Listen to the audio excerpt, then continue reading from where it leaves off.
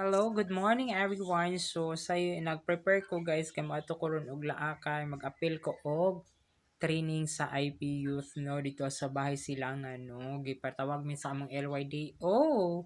So karon nagpaabot pa ko sa akong sakyan and taligsik pa pud no. So timing kaayo pud no nga naatay lakaw mao po'y tig taligsik. So ubani ko ninyo kung anong sabay ganap dito or anong sabay ang mga himuon dito ay sa Bahay Silangan sa Municipality of Laak no kay I am your Federation President man sa IP Youth, then every organization sa mga youth is invited to join that training. So hopefully natay learn na pod na new lesson or new learnings para magamit nato for the betterment or for the sake of our tribe. So that's it for today's video guys. So atangin ninyo ang uban ba na akong mga upload na mga vlog guys about karon na panghitabo. So that's it for today's video. Babu!